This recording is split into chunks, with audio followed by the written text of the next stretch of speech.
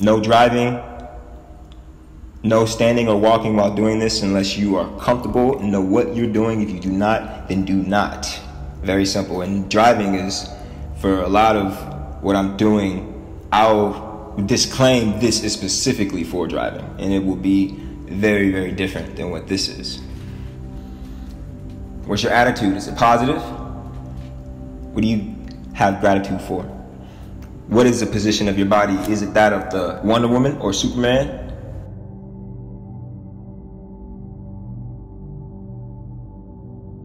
But afterward, as I often do, I wish I'd mentioned one more thing. In this case, the greatest journey. 3. I would have said I decided that the greatest journey is the journey of the mind, since this is what determines the journey of life. Exhale.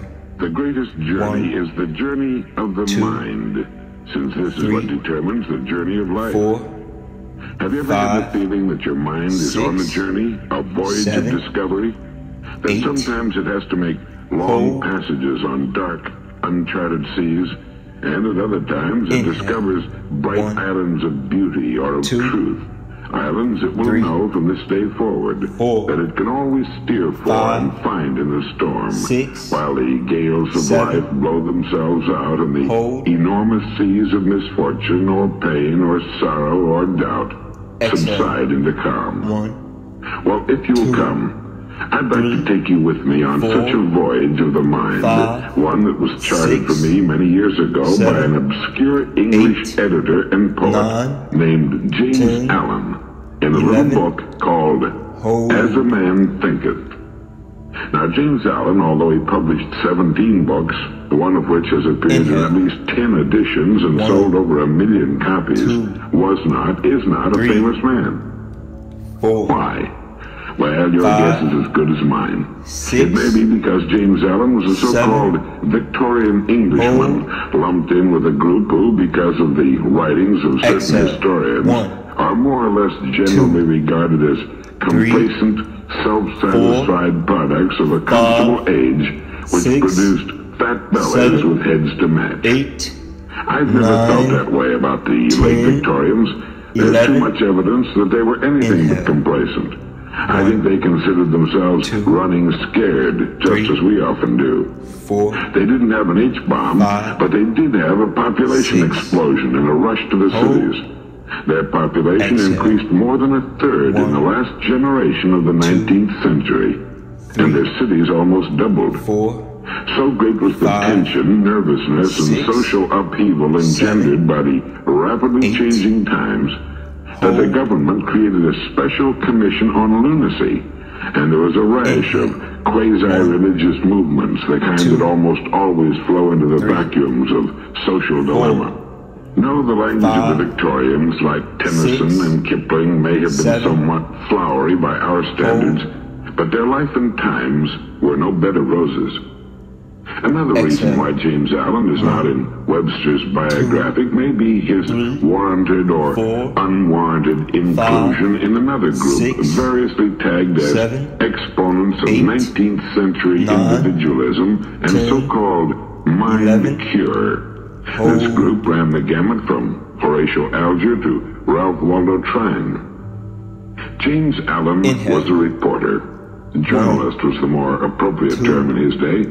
And I think he was infused with a sort of world consciousness. And I suspect that, like Kipling, he took an interest in the religious writings of other races and cultures. The Hindu Upanishads and probably the Confucian, Buddhist, and Mohammedan books too. But I'm not sure, and perhaps we'll never know. I've written to his publishers and to the village of Ilfracombe on the Devon coast where he lived in an effort to learn more about him.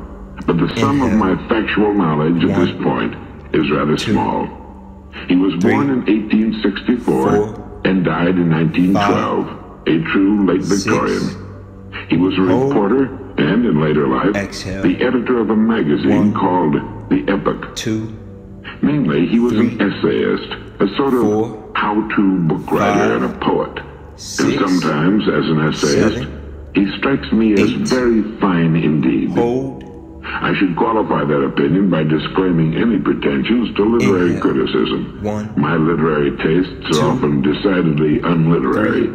Unlike the critics, I'm most often happily oblivious to flaws in style and language. If the author's ideas hit me where I live.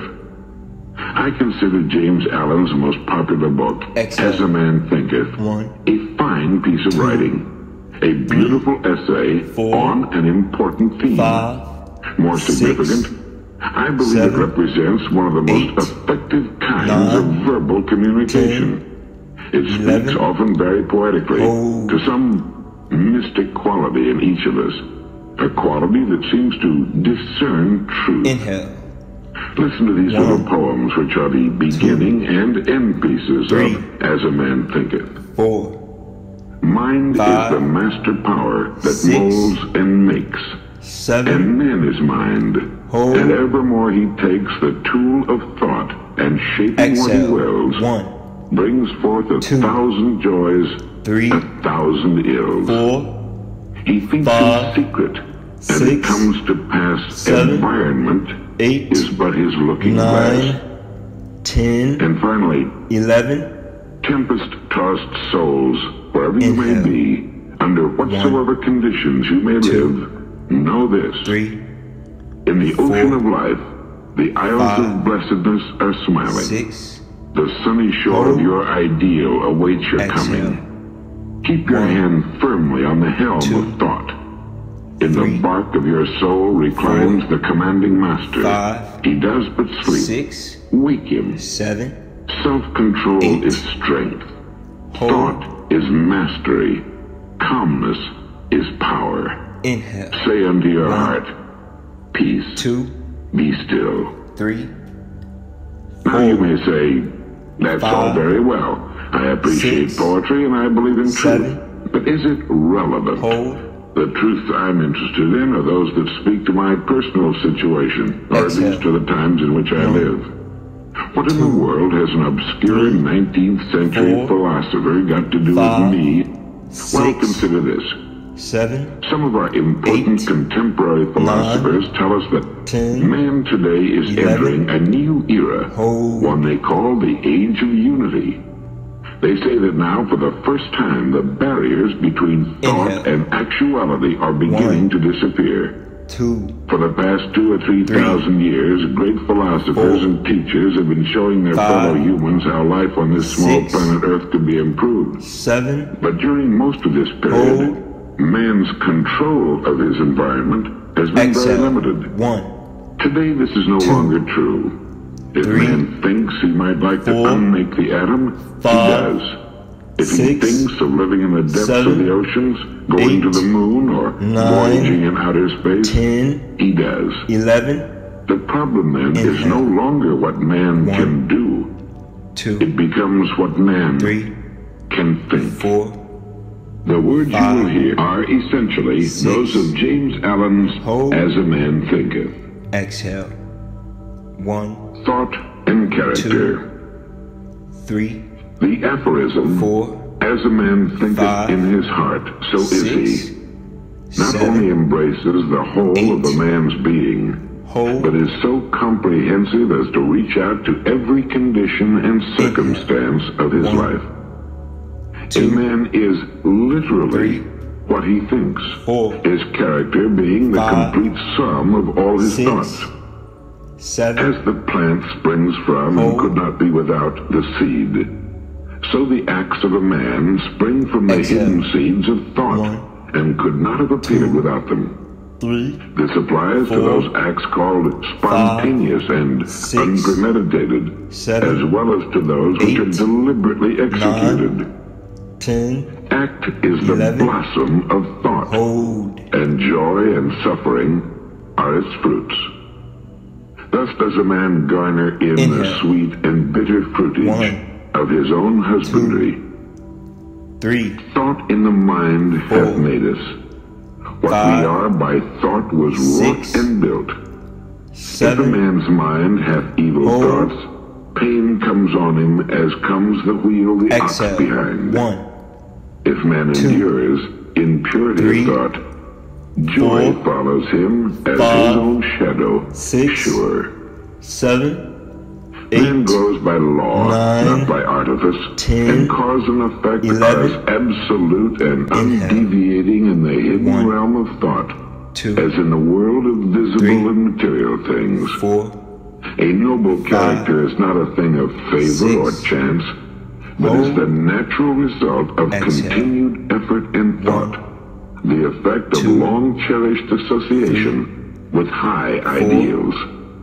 5, An ignoble and 6, bestial character, by the same 7, process, is the 8, result of the continued harboring hold, of groveling thoughts. Man is made or inhale, unmade 1, by himself. 2, In the armory of 3, thought, he forges the weapons 4, by which he destroys 5, himself. He 6, also fashions the tools 7, with which he builds for himself hold, heavenly mansions of joy and strength and peace.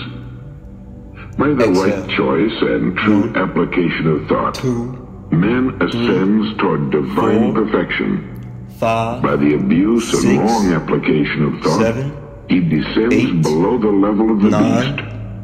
10, Between these two 11, extremes are hold, all the grades of character, and man is their maker and master.